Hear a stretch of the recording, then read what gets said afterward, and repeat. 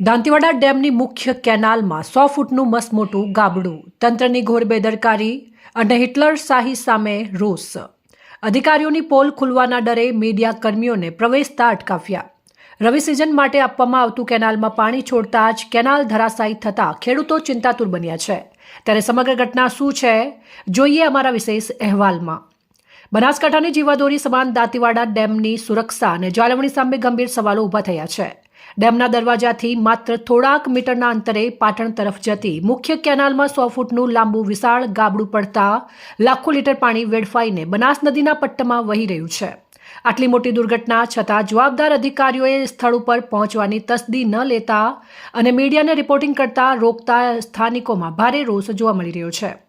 પાણી છોડાતા જ તંત્રના પ્રી મોન્સૂનની પ્લાનની પોલ ખુલી ગઈ છે, જેમાં રવિ સિઝન માટે ખેડૂતોને પાણી આપવા માટે કેનાલમાં પાણી છોડવામાં આવ્યું હતું અને આ દરમિયાન ડેમના 11 દરવાજાની અત્યંત નજીક ગરનાળા પાસે કેનાલોનો મોટો ભાગ અચાનક બેસી ગયો હતો.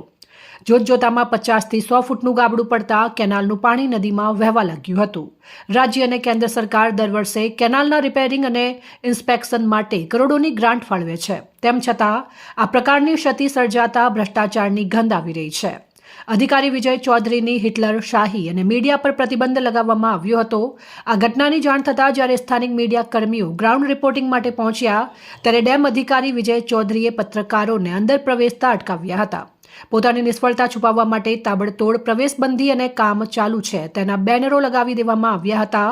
આશ્ચર્યની વાત એ છે કે અધિકારીએ રૂબરૂ મળવા કે ફોન ઉપાડવાને બદલે સિક્યોરિટી ગાર્ડના ફોન પરથી જણાવ્યું હતું કે અત્યારે કોઈ માહિતી નહીં મળે, 1 દિવસ પછી વાત કરીશું તેવું જણાવ્યું હતું. ખેડૂતો અને ગ્રામજનોમાં ભય. કેનાલ તૂટવાને કારણે મોટા પ્રમાણમાં માટીનું ધોવાણ થઈ રહ્યું છે, જે ડેમની મુખ્ય સંરચના માટે પણ જોખમી સાબિત થઈ શકે છે. નીચાણવાળા વિસ્તારોના ગામોને સતર્ક કરવાની તસ્દી પણ તંત્રે લીધી નથી.